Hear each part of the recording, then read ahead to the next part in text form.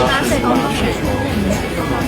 希望可以个别审议，不受其他议题牵制。未来都会用网站的方式呈现，不受政府管束。18岁公民权在朝野各个党团都这么有共识，希望委员会支持。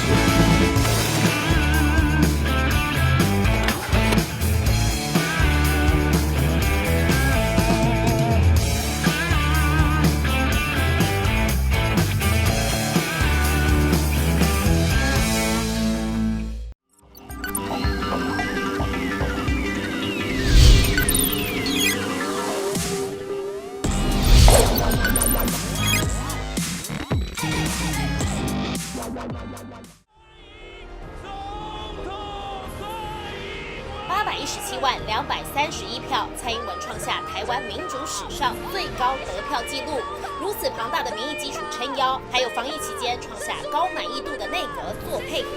第二任期蔡英文的路得走更深更远。在未来继续几项重大的任务：第一，度过疫情；第二，振兴经济；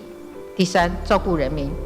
第四，深化改革；第五，均衡建设。深化改革是蔡英文第二任期的重点项目。Now News 今日新闻掌握，蔡英文将着手推动第8次修宪。18岁投票，落实公民权，落实公民权。18岁投票，18岁投票，这届就实现，这届就实现。公民投票权何时能下修到18岁呢？这是蔡英文2016年竞选时的承诺，第一任期却是静悄悄。民间团体持续发声，我们也实地采访台湾年轻人的心声。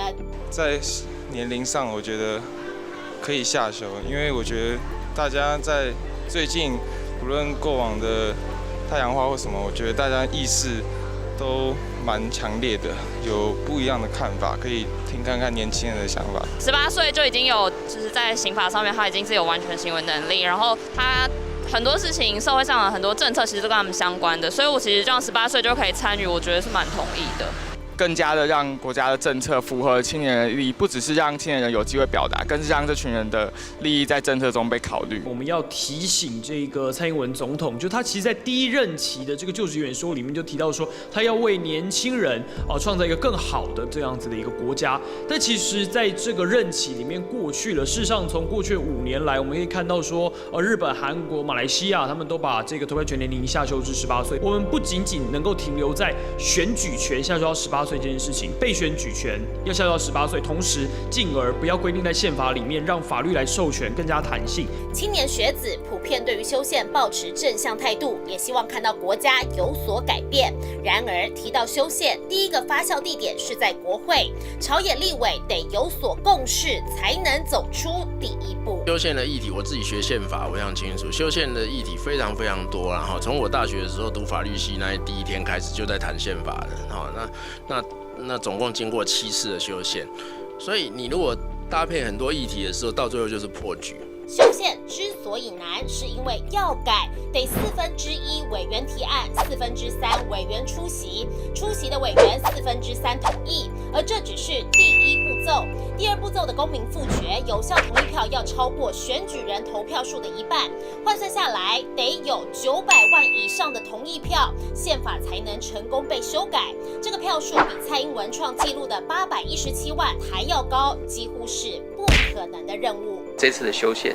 一定要启动，因为我们已经有很多年没有启动修宪。但我个人会认为，我们一定要锁定具有最高度共识的、最不挑起任何的争端的、不造成国际紧张的议题，然后我们毕其功于一，把它完成。那譬如说18岁公民权就是很重要的一环。即便最后只完成这一环，我认为也不会是一次失败的修宪。不过修宪大门一开，民主社会自然会出现各种讨论，不仅已有独派团体喊制宪，也有立委希望就席次问题通盘检讨。觉得现在立院的席次有点过少，而且其实这分成2个问题，第一个是我们当时选区有重划嘛，那其实我觉得很多的选区的划分很奇怪，我们去看就是一般比较先进的国家或中型国家，通常是20万人会选出一席代议士，那事实上我们现在就不是，我们可能是30、50，就是远超过那种一般世界的标准。所以其实我觉得这个部分是可以再去讨论商量的啦。所以不管是对于国家体制的改变，是不是要朝向内阁制，要不要恢复阁揆同意权，或者部分区席次要不要增加，或要不要废考监等等，其实在社会上现在大家不管专家学者、民众也都有开始提出这些看法。那我觉得都可以讨论，但重点是你要形成共识前，你一定需要透过对话沟通，而且要说服民众，你才能可能完成修宪。对于宪改，蔡英文第2任期的态度是一定要面对。立法院第2会期将成立修宪委员会，更定出2种公民复决日程：2021 8月28号公投日，2022地方9合1选举都有可能。而520，蔡英文也将宣示修宪起点。